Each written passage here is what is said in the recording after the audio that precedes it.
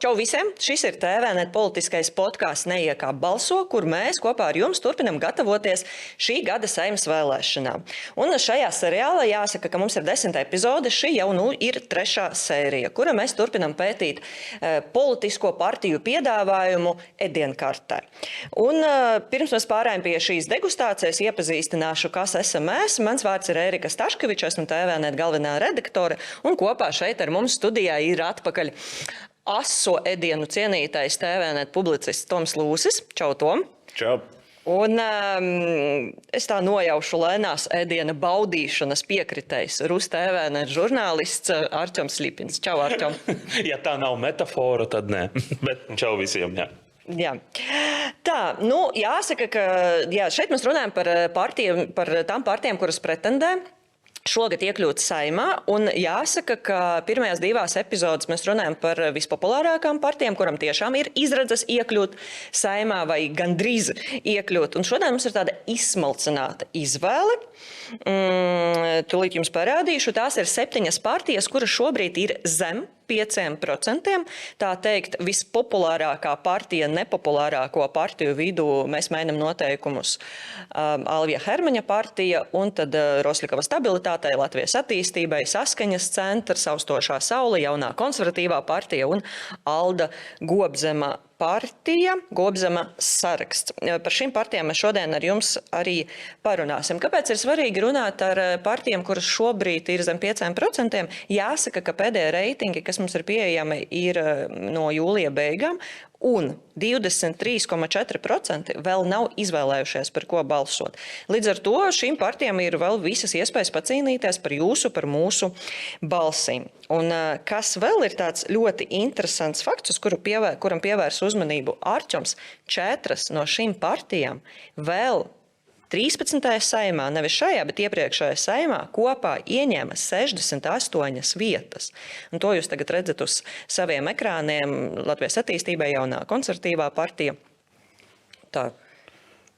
KPV un Saskaņa. Jā, paldies, es slikti redzu. Ne tikai, ka viņi gadās ieņem 68 vietas, bet tas bija arī 4 populārākas partijas tolaik, jo ZZS, Nacionālajai apvienībai un Jaunajai vienotībai bija mazāk vietu nekā šīm 4 partijām. Pagāja tik brīdis, un šīs partijas principā ir uz izdzīvošanas sliekšņa, un iespējams šis ir tāds pēdējais laiks, un šīs partijas var arī izzust. Visticamāk. Kaut vēl nesen. Partijas, kas šobrīd principā sacenšas, kura iegūs vismaz 2% un valsts finansējumu, nekas tālāk tur baigi daudz nespīd. Bet interesanti, ka 2 no šīm partijām ir pārstāvniecība Eiropas parlamentā. Saskaņas centrs ar Ušakovu un Latvijas attīstībai ar Iebu, kurš arī ir viņu ministru prezidentu kandidāts. Jā.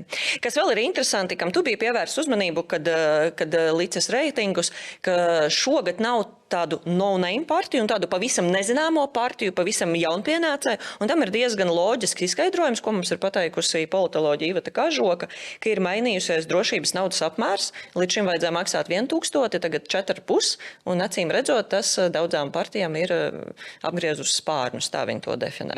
Jā, iepriekšējās vēlēšanas mums bija 19 saraksti, ja nemaldos, un no tiem 19 tieši 5 bija tādi, kuri paņem varbūt 1%, un tur kaut kā ar ļoti savādiem nosaukumiem dažkārt. Un tad šoreiz, jo 14 ir gandrīz minimums otras neatkarības vēsturē, jo pēc neatkarības atgūšanas mums zemākais skaits bija 13 saraksti vēlēšanas. Un šoreiz mums ir 14, tas gandrīz minimums. Tad parunāsim par tām partijām, kuras tomēr atrada 4,000 un startē šajās vēlēšanās, un tad populārākā partija starp šodien pārstāvētajām mēs mainam noteikumus, par kuru jūlijā bija gatavi balsot 2,4%. Tom, ja tevi pamodinātu nakts vidū un jautātu, ko tu zini par mēs mainam noteikumus, kas ir pirmais, ko tu teiktu? Burvīgs jautājums. Alvis Hermanis, protams, leģendārs režisors. Man ļoti, ļoti patīk, kā viņš visu laiku komentē un iestājas pret ļaunajām varas partijām, kuras ir tur pēdējos nezinu cik gadus iznīcina valsti un kā to ir jāmaina. Tās varas partijas ir ritīgi sliktas. Viņš ļoti daudz runā par sliktajiem ierēdņiem, kas ir piezīdušies valsts naudai, vai ne, un tā kā tas ir ritīgi slikti. Paralēli tam viņš pats kopš 92. gada strādā valsts akciju sabiedrībā Jaunais Rīgas teātris. Ja tā, tad viņš būtībā droši vien varētu būt viens no senākajiem un ilglaicīgākajiem ierēdņiem Latvijā. Un viņš ir tas, kurš ir piezīdies pie šīs valsts naudas. Un paralēli tam ļaunās varas partijas ir ieguldījušas viņa teātrī kaut kādus 40 miljonus, vai ne? Tad kas ir tas, kas ir tik slikti viņa skatījumā? Tas, ka viņam ir vairāk nekā 30 gadus bijusi stabila alga no valsts, vai tas, ka iegulda viņa teātrī, man ir baigi grūti spriest. Jā, tieši tā viņš arī ir paudis vienā no lielajām intervijām Kruspunktā. Rudenī noslēgsies viens garš vēstures posms jaunās vienotības un viņu draugu laiks būs galā. Viņš visu laiku pedalē tieši šo tēmu, ka tie ir iepriekšējais varas sliktie laiki, kuriem jau tuliņ būs gals. Bet man liekas, kas ir svarīgākais par Hermani tev? Man vienkārši nedaudz atbildu uz Toma repliku. Man liekas, ka ja viņam pajautātu, un man liekas, ka viņš kaut ko līdzīgu arī rakstīja savus sociālos, ka viņam saka, jums taču ir valsts nauda, un viņš teiktu, ka, paskatieties, es ar šo naudu izveidoju vienu no labākajiem Latvijas teātriem.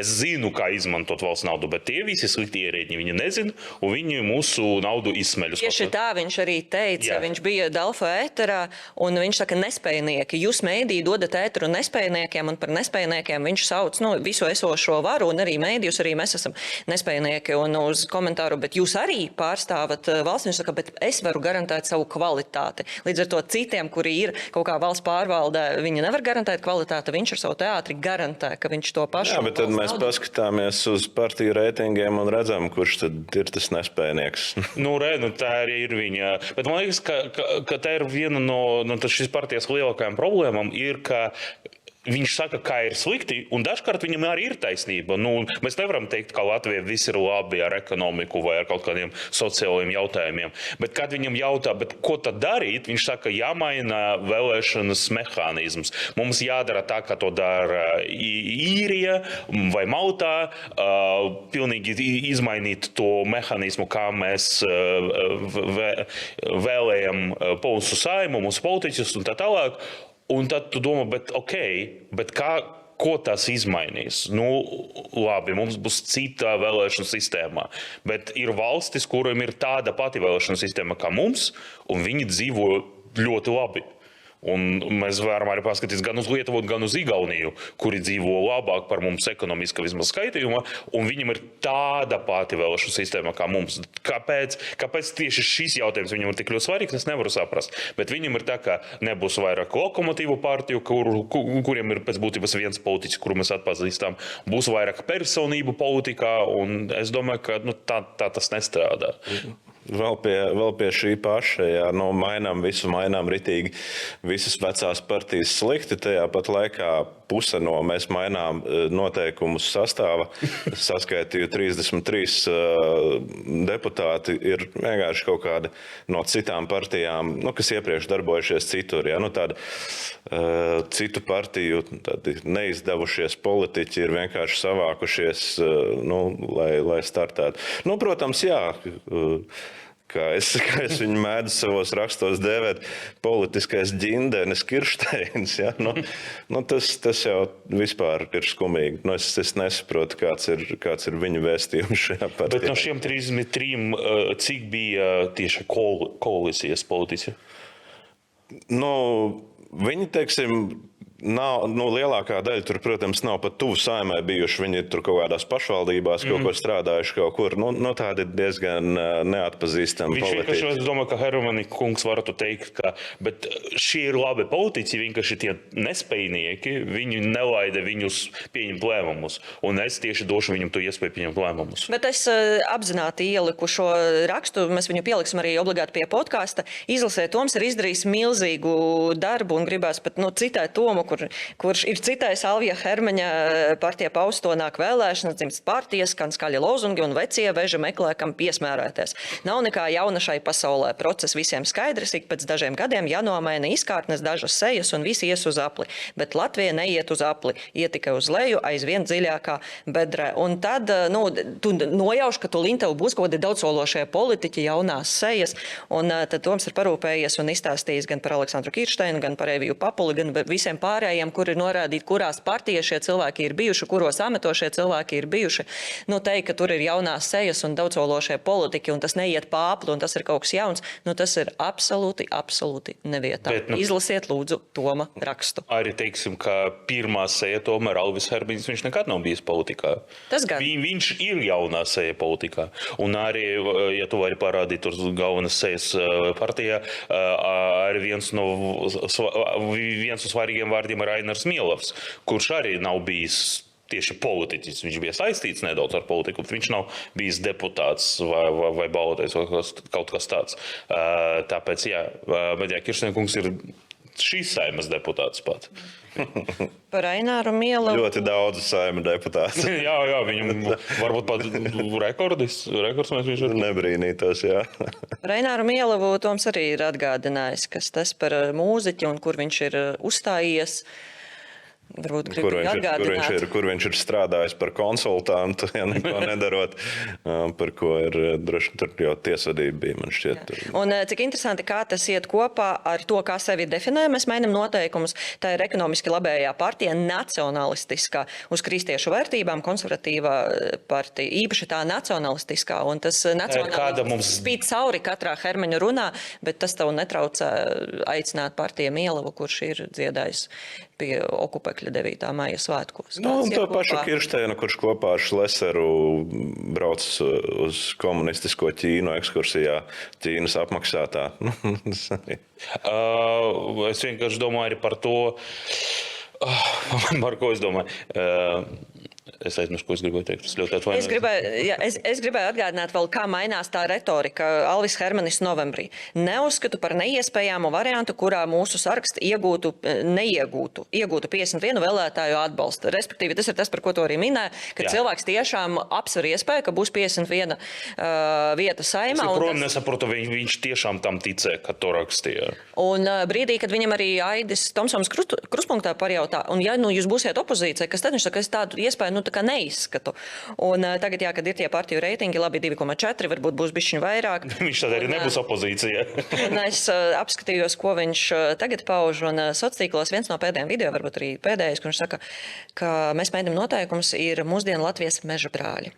Kad visa sabiedrība padevusies un samierinājusies ar esošo kārtību, ir sievietes un vīrieši, kuri negrasās padoties. Jūtat, kā mainās retorika? Viņam uzreiz bija pēc tā, kad tie pirmie reitingi parādījās, kad mēs mainām notikumus pirmo reizi bija pie reitingiem, viņš uzreiz uzrakstīja, ka var redzēt, ka cilvēki Latvijā negrib mainīt kaut ko, viņi negrib dzīvot labāk. Ir arī tāds aizvainots video, kur, un kad es saku, ka ir jāmaina, un man saka, viss nav tik vienkārši, kā tu saki, viss nav tik vienkārši, un tāds daudzpunkts, un tad domājiet paši, jūs vienkārši neesat gatavi mainīties, un tas man atgādina vēl vienu politiķu ar ļoti līdzīgu retoriku, kurš arī visu laiku grib kaut ko mainīt, bet brīdī, kad valsts nav gatava, valsts ir vainīga, ka viņa negrib mainīties. Es varbūt noslēdzot vēl par Hermanu, gribēju par to kopsavilkumu par programmu, ko tad piedāvā tā partija. Jā, tieši tā, ka tauta balsos par konkrētiem cilvēkiem ar vārdiem un uzvārdiem,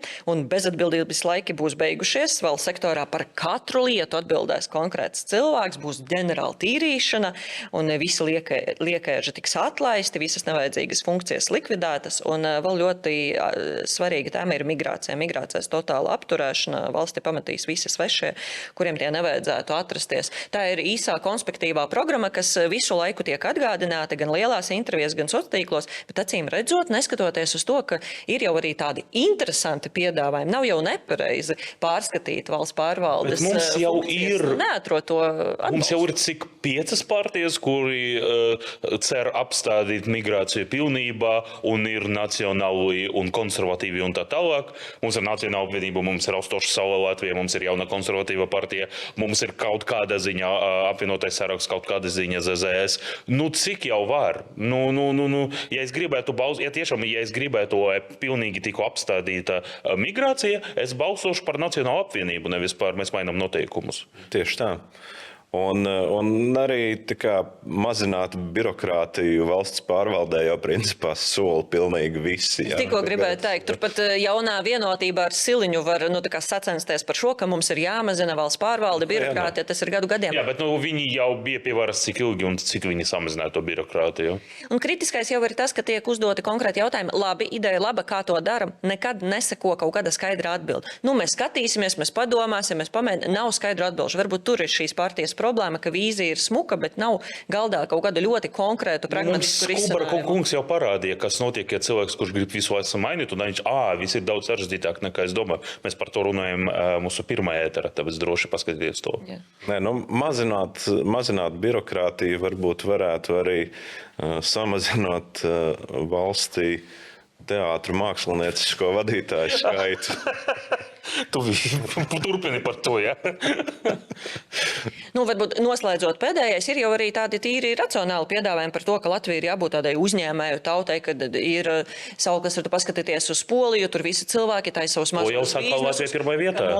Ka mums vajadzētu atvieglot tiem maziem uzņēmējiem dzīvi, tev ir tur 50,000 apgrozījums, maksā 10% un darbojies. Un ir arī tīri tādas sakarīgas biznesa idejas, tu klausies, domā, jā, kāds saka pareizo lietu. Tā, lai ir arī kaut kas labs pozitīvs. Un pragmatisks un pozitīvs.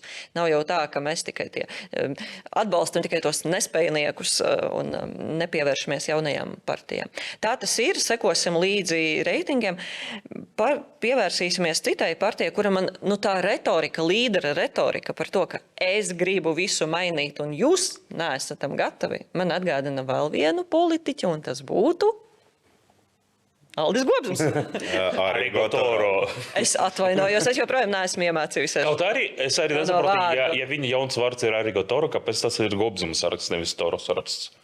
Tas ir labs jautājums. Droši vien tāpat kā Erika nav iemācījusies viņa jauno vārdu. Es domāju, ka daudzi viņu vēl neatpazīt. Lai gan Toro saraksts izklausītos spēcīgi. Vai ne? Jā, un tad jums vēlreiz parādīšu reitingus. Ja mēs runājam tikai par Hermaņu partiju populārāko, nepopulāro partiju vidū, tad Gobzuma sarakstu jūs redzat pašās beigas, tas melnais stabiņš ar vismazākiem procentiem. Tas arī ir vienīgais, tie pēdējie reitingi ir vienīga reize, kad viņi ir bijuši reitingos. Pirms tam viņi pat netika iekļauti kā opcija, par ko balsot. Un tāpēc varbūt mēs redzēsim, un varbūt nākamēneš viņam jau būs daudz labāks rezultāts. Jau 15%. Ņemot vērā, ka vakanti ir vairāk nekā 20%, bet no vienas puses mēs visu laiku dzirdam, Gobzumam viņš ir ļoti tāds klātesošs, vismaz sociālajos tīklos, un šādi te procenti. Ar ko tas ir izskaidrojums? Kāpēc tā? Tāpēc, ka viņš jau visiem parādīja. 18. gada viņš iekļuva Saeimā, viņš bija otrais kandidāts ministra prezidenta amatam pēc Bordona kunga. Un, kad viņam nesanāca to izdarīt, viņš vienkārši KPVLV palika koalīcija, un tad 19. gada februārī, ja nemaldos, viņš tika izslēgts vispirms no partijas, un tad arī no KPVLV frakcijas Saeimā. Tas nozīmē, un viņš KPVLV partija ienāca 18. gada maijā. Tas nozīmē, ka viņš partija pat gadu nav bijis un tika izslēgts. Kaut arī bija tas tā pirmā seja kopā ar tu kaimiņu. Un ja viņa paša partija viņu izslēdz no savām rindām, ko mēs varam runāt? Tieši tik patīkams cilvēks viņš ir. Un pēc tam bija, vispirms tā bija likums un kārtībā, pēc tam tās mainīja nosaukumu uz katram un katrai, viss bija neveiksmīgi, tad bija platforma 21, kurš teoretiski viņš nebija daļa bet tā bija katram un katrai kļuva par platformu 21, kad viņš aizgāja no lielas politikas. Viņš atgriezas liela politika un platforma 21 kļuva par Gobzuma sarakstu. Bet cik var mainīt sejas, cik var varam mainīt vārdus gan sev, gan partijām un neko nesasniegt. Tāpēc es nezinu, es godīgi sakot nesaprotu, kāpēc viņš pat atgriezās politikā ar savu partiju. Man ir versija, kuru es nevaru pierādīt. Vismaz pagaidām.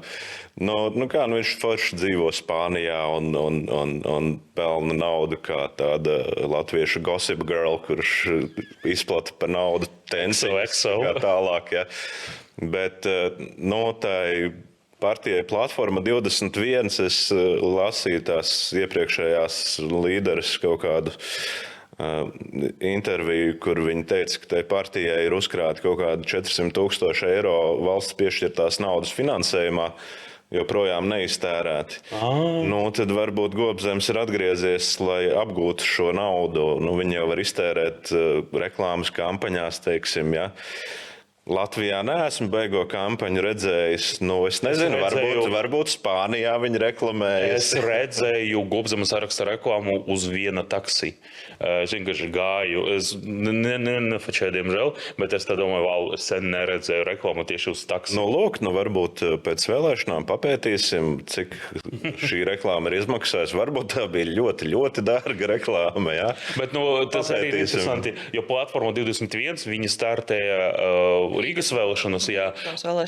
Un tā bija vienīga tāda feministiskā partija, tur bija tikai sievietes kā kandidātes, kas bija, protams, nedaudz piergājiens, bet arī tāds interesants, man liekas, interesants veids, ko jaunu ievest politikā. Kā iztālties, bet zini, kas man likās, un tad viņi vienkārši izšķīda, jā, bet man likās tas smieklīgi, jo es paklausījos nedaudz podkastus, kur piedalās Gobzems. Man likās, ka es klausos kaut kādas kauča lekcijas, visu cieņu kaučiem, tāda pašpasludinātā kauča lekciju, kur ir jāklausās, ka viņš nāk no visu cieņu profesionāliem kaučiem, nekādas cieņas pašpasludinātiem.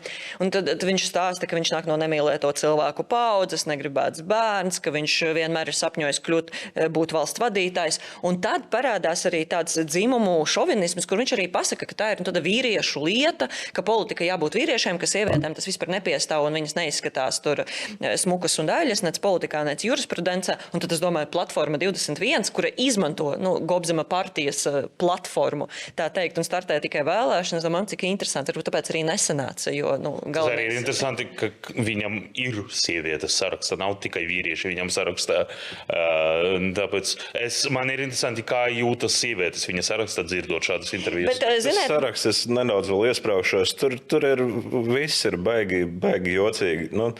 Teiksim, tajā Gobzema sarakstā ir laikam 3 cilvēki valdē, no kuriem viena ir viņa sievas māte, ja, kur iepriekš ir publiski ļoti slikti izteikusies par šo laulību šķiršanu un to, kā viņi tur bērnus dalīja. Un pēkšņi viņi ir viņa partijas valdē. Tur viss ir tik šeidīgi. Iemīlīgs cilvēks atrada veidu, kā izlīga, jā. Es tikko radīju Gobzema sarakstu, kad mēs gribējām salikt partiju sejas, tad bija skaidrs, ka Gobzema saraksts precīzi ir viena seja, jo īsti pat nav ko izcelt.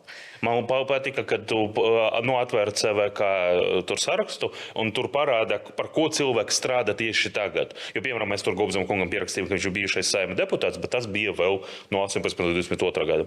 Un tad tu skaties, un tur bezdarbnieks nestrādā, pensionārs, un tad tāds, Jā, tur ļoti daudz bija bezdarbnieki. Man liekas, ka Rīgas saraksta bija 3 bezdarbnieki un 1 nestrādā. Es nezinu, kāda ir atšķirība, bet, katram gadījumam to pieminēsim. Un vēl daži pensionāri, protams. Tā ir tāda apzināta, man liekas, viena cilvēka, vienas personības partija, arī palasot Jāzepa Baško intervijas, kurš kādreiz startēja, mēģināja kaut ko sadarboties ar Gobzemu, tagad viņš ir pie Hermaņa. Viņš bija paudis, ka Gobzems skaidri visos tur kongresos eietos teica, ka es pārstāvu partiju, es runāju par partiju, tikai es varu runāt partijas vārdā. Tā kā tas jau likumsakarīgi jau ilgu laiku, šīs ir viena cilvēka. Es esmu partija. Es esmu partija, jā. Cik žēl, ka CVK neļauj vienam cilvēkam. Neļauj, jo tu nevari būt Saeimā, tu nevari būt ievēlēts mazāk nekā 5 cilvēki parlamentā, un tāpēc vismaz 5 cilvēkiem tev jābūt. Jā. Nu, laikam vairāk tur tas mazākais līksnis. Līdzīgi kā tev nav skaidrs, kā Gobzema sarakstā otrajā vietā ir radinieks, bijušais radinieks, kur bija arī publiskais konflikts. Man ir par citu partiju līdzīgi jautājumi par Gloriju Grevcovu un stabilitātei. Grevcova tehniski nav sarakstā.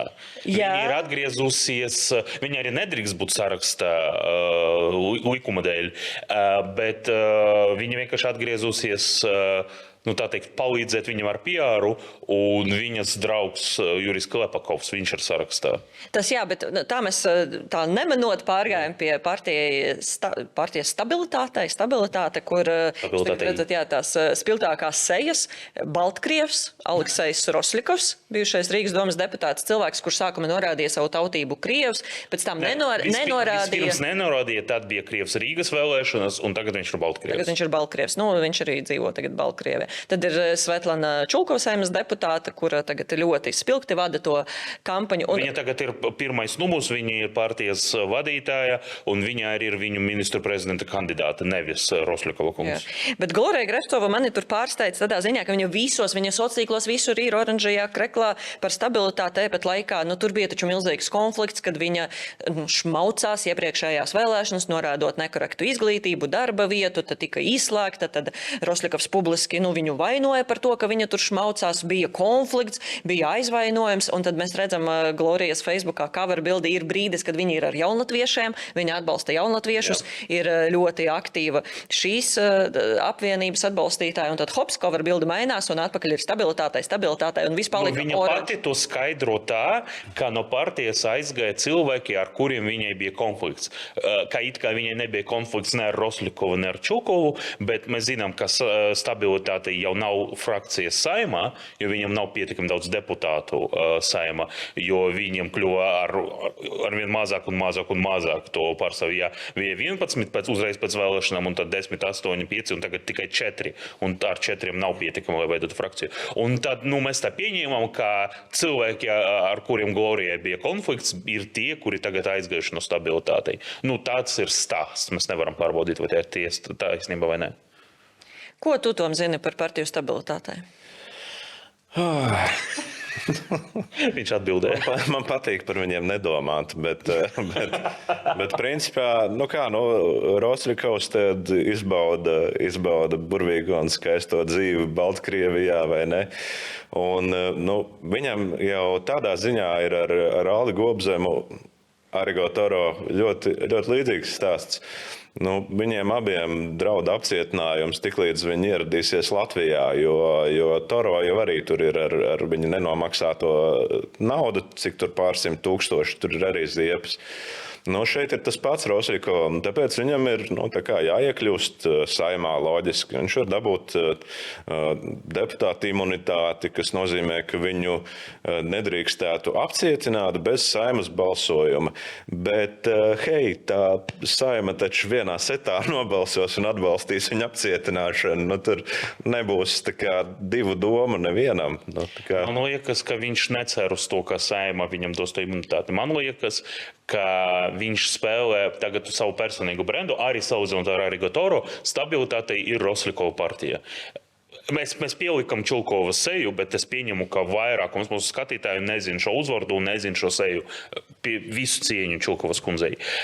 Un Glorija, ir atpazīstama, bet viņa nav aktīva tagad politice.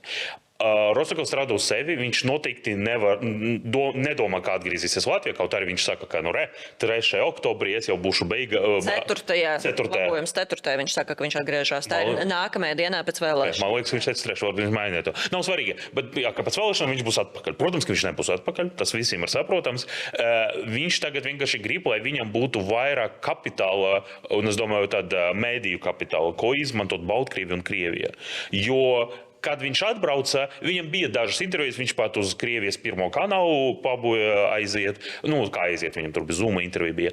Bet salīdzinot, piemēram, ar Mamikinu, kurš aizbēga agrāk un kurš bija bijušais Eiropas parlamenta deputāts, bijušais Rīgas domas deputāts neskan tik wow. Protams. Bet tagad, ja kaut kāda gadījuma stabilitātei tiešām viņam būs rezultāts labāk nekā mēs tagad redzam reitingos, un viņi tiks ievēlēti Saeimā, un tad viņš nevarēs atgriezties, jo Saeima nobalsos par viņa imunitātes noņemšanu. Tad viņš izspēlē šo kārti. Rekord, cilvēki par mani nobalso. Politiski Bet Latvijai, jā, vēl viens pierādījums tam, ka Latvijai ir politiska cenzūra un viņam ir jauns gājiens, ko izmantot, lai atkal aizietu uz intervijām, atkal tu kaut ko runātu.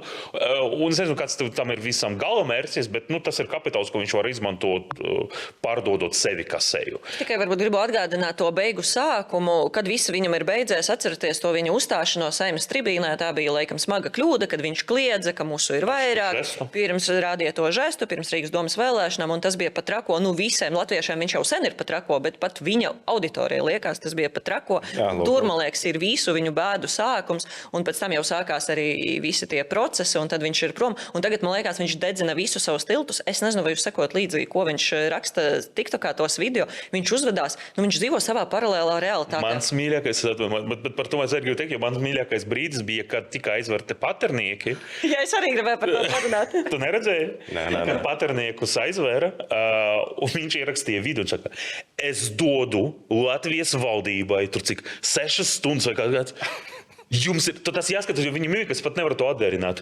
Jūs zināt, es runāju nopietni. Ja jūs neatversiet to paterniekus, es versīšos Eiropas. Jūs mani zināt, ne? Un pēc tam paterniekus atver, jo to pieprasīja Rīčeku. Un viņš rekur, mani klausās, mani baidās, Roslikovs uz priekšu. Un es come on! Es arī to skatos, un es domāju, ja tu neseko līdzi Latvijas informatīvajai telpai, tiem skaidrojiem, kur uzstājas arī tur autopārvadētāju asociācija, Kulbergs un visi pārējie cilvēki šeit, tad tu klausies Roslikova burbuli, viņš redzētu 30 minūšu laikā, mēs savējos atcitām, es atcitu savējos, un viņš runā tāds puskriminālais, pusdrošībnieks, nevar saprast, un viņš 30 minūšu laikā savējos atcitām, visi pāēduši, visu izdriem, ar mani joki mazi, jūs man tik pamēģiniet, un tāds risinātais. Man arī ļoti patīk, ka viņam visu laiku ir tā frāze, ko viņš izmanto, bet tas ir fakts. Viņš saka, ka jebko. Tad, visi saprot, ka Latvija tagad nav vajadzīgi politiķi, kuri atbalsta cilvēkus. Tas ir fakts. Es esmu pats populārākais opozīcijas politiķis. Tas ir fakts, un Šlesers ir vienkārši, kas viņš ir. Viņš ir valras politiķis. Protams, ka Roslikovs ir. Protams, ka es nezinu, ko dara, uz ko cer visi pārējie stabilitātei deputāti un politiķi un saraksta tur uzvardi. Uz ko viņi cer, vai viņi tiešām domā, ka viņi... Mazums sajies, un kādam tiks kāda vietiņa. Mazums. Uz to arī viņi cer. Jo tie, kuri... Es arī paskatījos, jo kad tie aizbēga no stabilitātei, kad tā bija tā liela bēgšana. Pie suverēnās varas. Judins, bet viņi nav sarakstos. Ne Salimovs, ne Igors Judins, tur vēl kāds uzvārds. Viņi nav pie suverēniem, viņi nav pie Latvijas pirmā vietā, vismaz sarakstos. Un viņi arī vienkārši aizbēga... aizgāja no politikas.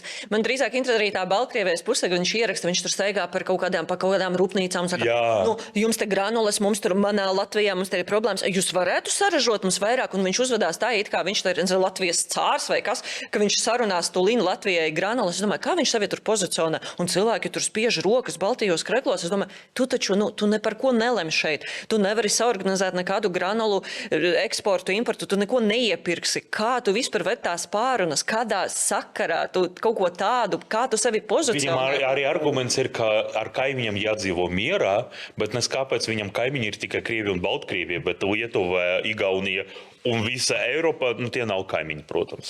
Tur vienīgais jautājums ir, kad beidzot arī Baltkrievijā sapratīs, ka viņš ir klauns. Jā, viņu nesauc daudz, kur jau tagad. Tas bija no sākuma, kad tas bija kaut kāds noveltī. Jo tomēr Mamītins bija bijušais deputāts, bijušais politiķis. Roslikovs aizbēga vēl būšot par Rīgas domas deputātu. Tas bija nedaudz tāds, paskaties. Bet tagad jau... Jā. Labi, viss skaidrs par atkal viena līdera partiju, kurš arī seko līdzi savām politiskām ambīcijām. Parunāsim varbūt par partijām, kuras kādreiz bija pārstāvētas, ļoti labi pārstāvētas Saeimā, un tagad ir kā uz izdzīvošanas sliekšņa. Es pat apvienotu visas 3 kopā. Saskaņas centrs, kuram kādreiz bija milzīga pārstāvniecība Rīgas domā un Saeimā, jaunā konservatīvā partija, kur arī kādreiz bija valdība un Latvijas attīstībai. visas 3 partijas bija labi pārstāvētas Saeimā, citas arī valdībā, un tagad cīnās par savu izdzīvošanu. Vai ir kaut kas kopīgs, kas apvieno visas šīs partijas, vai izvirzi par kuru tad? Man liekas, tur ir 3 dažādi stāsti. Es nedomāju, ka mums ir pietiekami daudz laika, lai parunātu par katru no partijām, bet man liekas, ir 3 dažādi stāsti.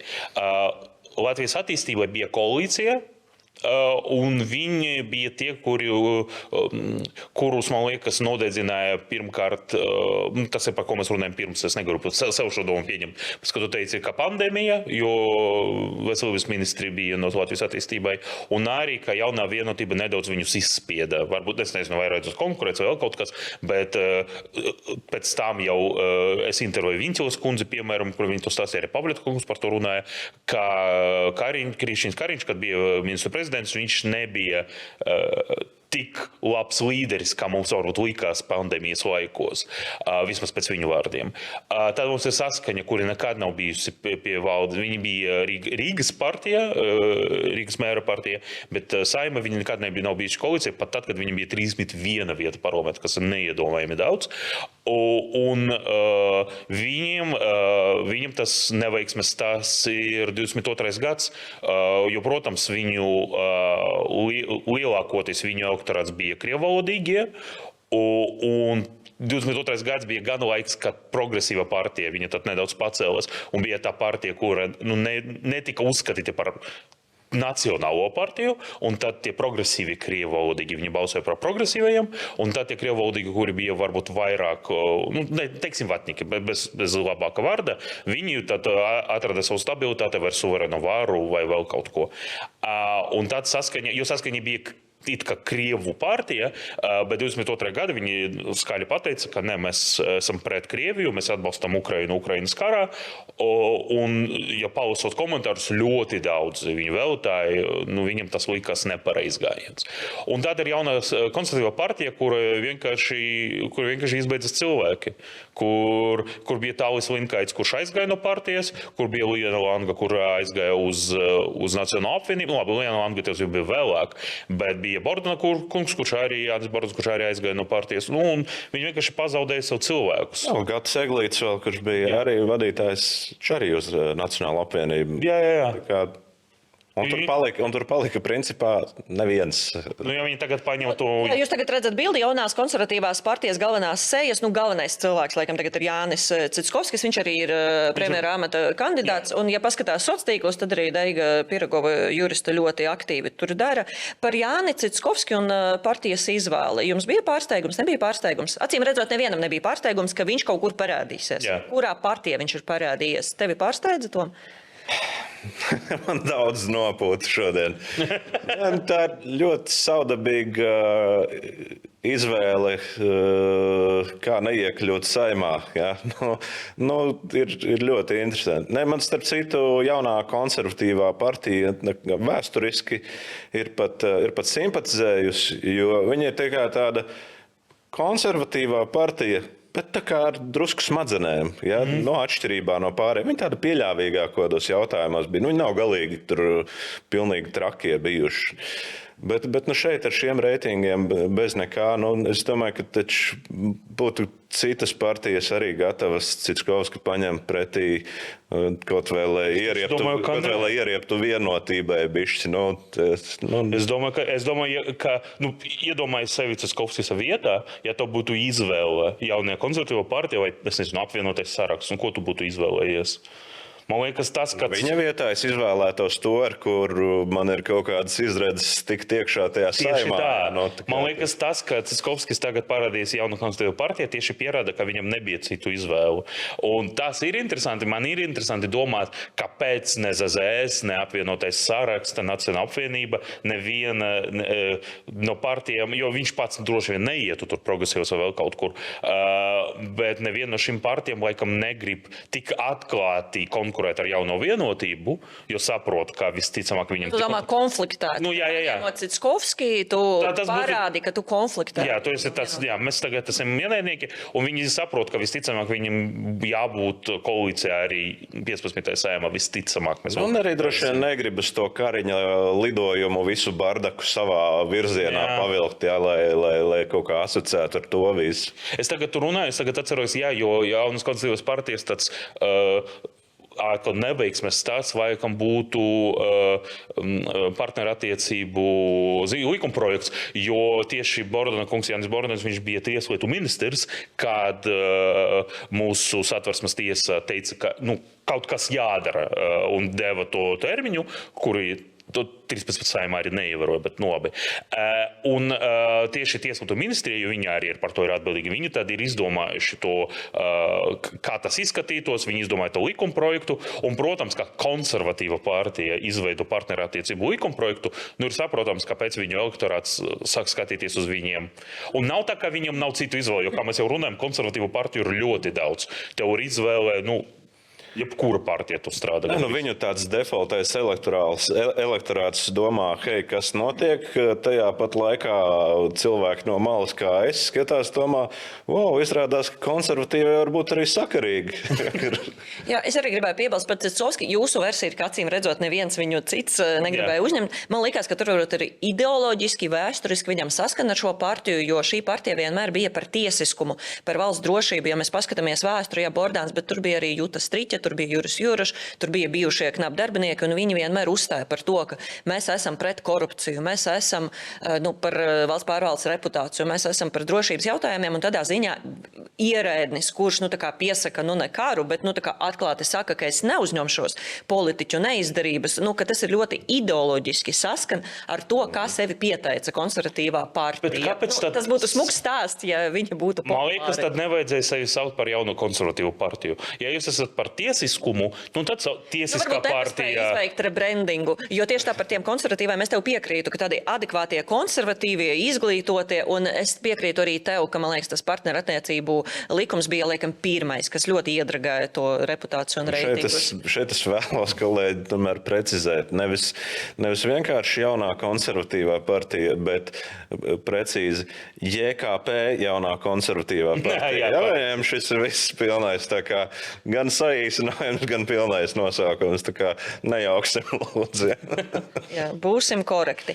Par dažu vārdu par saskaņas centru absolūti tev piekrītu, un arī, kas viņai, man liekas, nodarīja partija, es tev piekrītu, ka karš, jo arī Rīgas domas visi tie skandāli, viņi ļoti veiksmīgi kaut kā definēja, ka tas bija politiskais pasūtījums, un rekuri pat Ušakovu atbalstīja elektorāts, un viņš devās uz Eiroparlamentu, un viņu elektorāts viņiem piedeva visus tos skandālus. Ja tu parādīsi, es atvainu, bet ja tu parādīsi Rīgas domas rezultātus, viņi jau 20. gadā bija vēl pirms kara, bet tas bija tieši pēc tiem skandāliem. Skaties, cik mazāk viņam ir vietu. Jā, bet tas varbūt tāpēc, ka Ušakovs vairs tur nav, un Ušakovs devās uz Eiropu, un tas ir tāds skaidrojums, ka Ušakova tur nav, tad par ko mēs tur vēlēsim. Un par Saimu tieši tā, ka viņi ļoti skaidri un skaļi nopozicionējās karā, kas ir ļoti atbalstami kā civilizētās pasaules daļa, ko, tādi normālie krievi, kuri ir kopā ar Latviju un kopā ar Ukrainu, bet, viņu elektorāts, acīm redzot, viņus nesaprata. Jautājums, kāds viņiem bija elektorāts. Bet vai tur vēl nav arī papildu aspekts par to, ka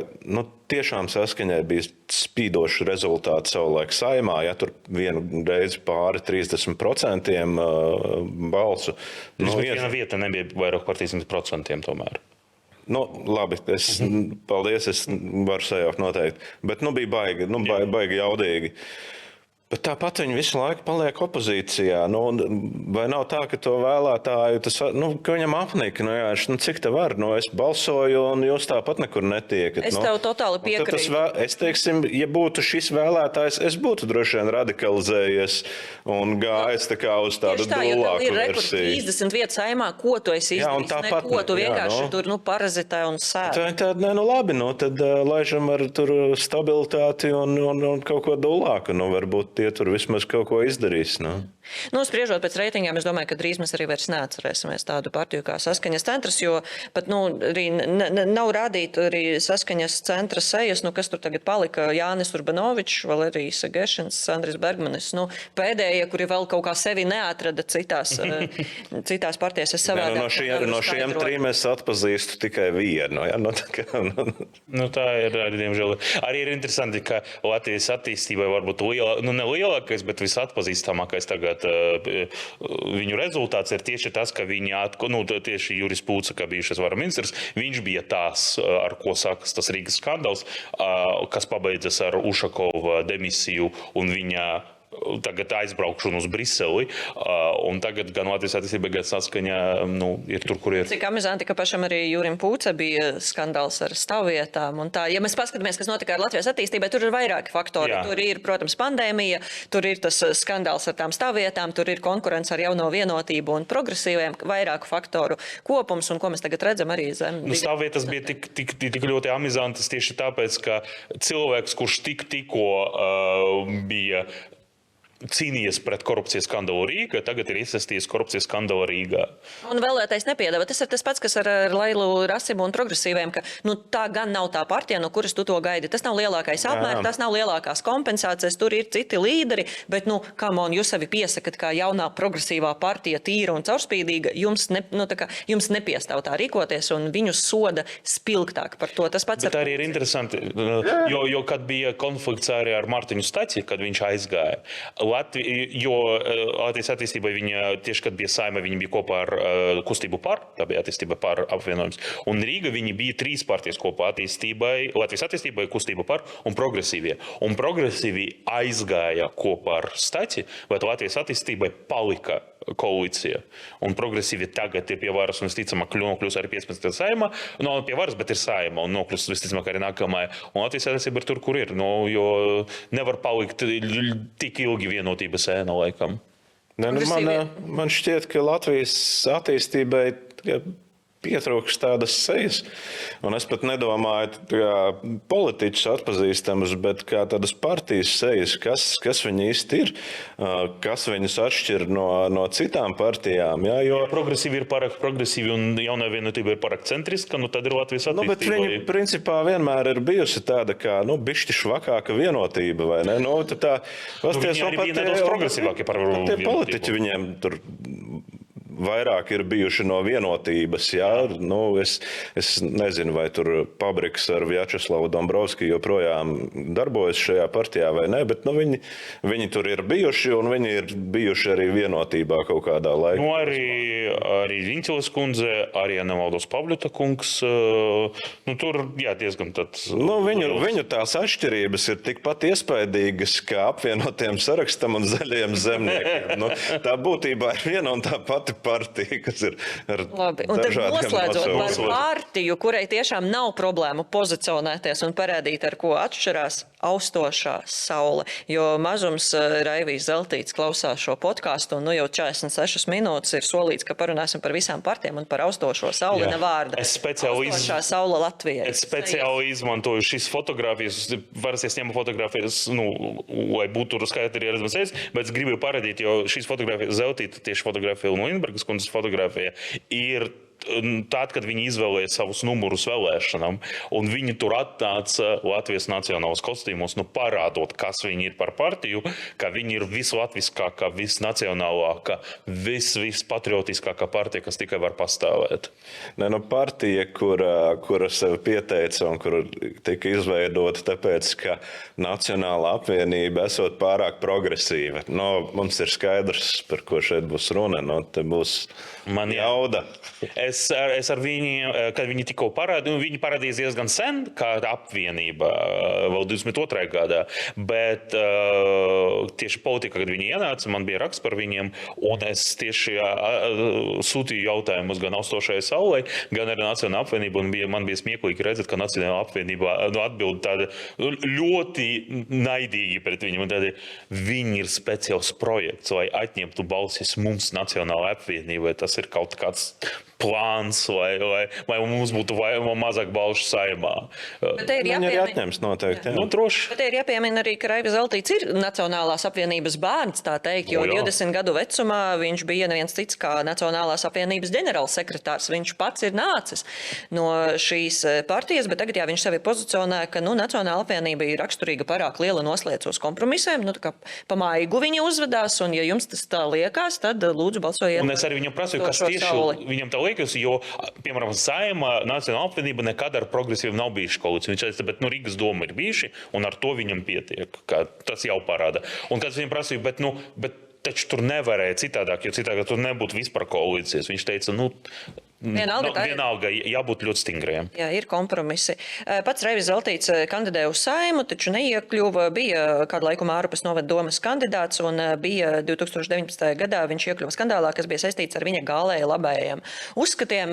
Rebaltika ir plaša publikācija, par to var palasīt, bet viņš pēc tam bija atvainojies. Viņš teica, ka viņš bija tāds jauneklības maksimālisms un to šādi. Cik gadi ir pagājuši starp to no tā maksimalisma? Viņš, protams, atvainojas. Bet... Starp citu, skatāties mums ne tikai portālā, bet redzu, ka jūs esat iecienījuši arī straumēšanas platformas. Redzu, ka skatāties mums gan YouTube, gan klausties Spotify, un tur viens no komentāriem bija par austošo sauli. Tur ir austošās saules fani, kuri raksta, ka tieši par šo partiju arī balsos. Raivis Zeltīts, viņš 12. un 13. Saeimas vēlēšanās jau kandidēja no Nacionālās apvienības un neiekļuva. Un tad viņš ir izveidojis jaunu partiju, ar kuru pilnīgi stabili neiekļūt Saeimā. Ja? Bet pat ar visu šo ironiju, paskatoties kaut kādas intervijas ar Zeltīta kungu, viņš šķiet arī Krustpunktā bija, apbrīnojami sakarīgi izsakās cilvēks, tur nav nekā, tas neizklausās galīgi traki vai kā. Es biju, pat patīkami pārsteigts, jo es skatījos to raidījumu un domāju, tikai tā kā izsmiesimies. Normāla intervija. Klausoties, jā. Hermana bija daudz jautāk klausīties. Es domāju, ka, ja cilvēks saka, ka Nacionāla apvienība ir pārāk progresīva, man ir jautājumi par šī cilvēka uzskatiem. Bet, ziniet, varbūt tas ir vecais labais stāsts, kur divi latvieši, tur 3 partijas. Skatieties, kā visi ir sadalījušies pa partijām cilvēki, kuri tik ļoti līdzīgus uzskatus pauž, kur tu klausies un tev liekas, ka to saka abi divi, bet tie ir dažādi cilvēki, dažādas partijas. Ko viņš plāno veidot, ja viņš ienāks Saeimā? Ar ko viņš veidos koalīciju, ja Nacionāla apvienība ir pārāk progresīva? Gan jau arī paņems 51%, un vai tad tu nezini risinājumu, Mārķa? Viņš ir ļoti viegls, ņem 51 vietu. Jauns cilvēks politikā. Un ir risinājumi. Ar šo mēs noslēdzam runāt par 14 partiju sarakstiem, kuri kandidē 15. Saeimas vēlēšanas. Šī bija podkāsta Neiekā balso 3. epizode. Meklējiet arī pirmās 2, ja esat palaiduši garām portālā vai straumēšanas platformās. Un tiekamies pēc nedēļas nākamā piekdien, kur turpināsim preparēt priekšvēlēšanu cīņas. Paldies, ar šo šīs raidījums izskan. Atā!